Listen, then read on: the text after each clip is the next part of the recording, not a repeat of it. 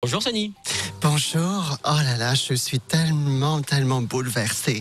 Les actualités politiques bouleversent la donne chaque seconde. Au moment où je m'exprime, j'hésite simplement entre Macron, Mélenchon, Le Pen et Poutou. Philippe Poutou, ne l'oublions jamais. On t'embrasse fort, Philippe. Bisous. Je suis fier du canard enchaîné qui a révélé le Penelope Gate, faisant ainsi descendre le taux de popularité de Fillon en plaçant dans les sondages jusqu'à la première place Marine Le Pen. Wouhou! Avec nos journalistes, c'est toujours la fête. Honte à ceux qui accusent les médias d'être orientés et ne fouiller que les affaires de la droite. Non, pour connaître les casseroles de la gauche, il suffit de s'abonner à Closer. C'est bien l'enquête d'investigation de fond dans Closer qui a révélé le plan cul de Hollande en scooter, oui ou non? Évidemment, ma chronique aujourd'hui réserve une seconde de silence pour enterrer la carrière politique de Fillon.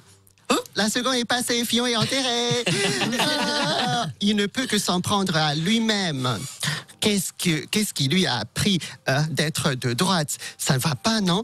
Moi, je suis de gauche, même si je m'exprime pas si bien en français, je fais plein de fautes, c'est pas grave. Regardez-moi, je viens même de renouveler ma carte de séjour alors que j'étais travailleuse clandestine dans un supermarché chinois au rayon riz gluant. Quand j'y pense, tout est la faute de Pénélope. Si Fillon était gay, rien de cela ne serait arrivé. Pourquoi Pénélope se mêle-t-elle de la politique? Regardez-la, et n'a rien d'une parlementaire. Ce n'est pas crédible. Les Français lui accorderaient un peu plus de crédit s'il se positionnait en tant que sosie de Françoise Hardy. Là, oui, elle a la tête de l'emploi. Le futur président sera celui qui a épousé la bonne conjointe inattaquable.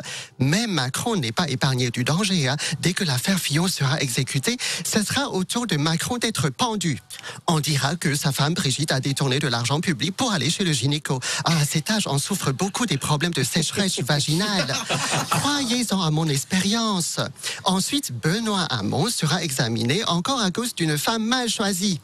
Gabrielle, sa copine, travaille dans le lobbying pour le groupe LVMH. Ça fait quand même des ordres pour l'image d'un homme de gauche.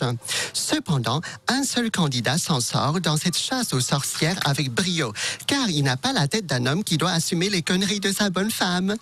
Il s'agit de Dupont-Aignan. Il incarne dans l'imaginaire collectif le profil du vieux garçon qui vit avec une vieille chatte boiteuse.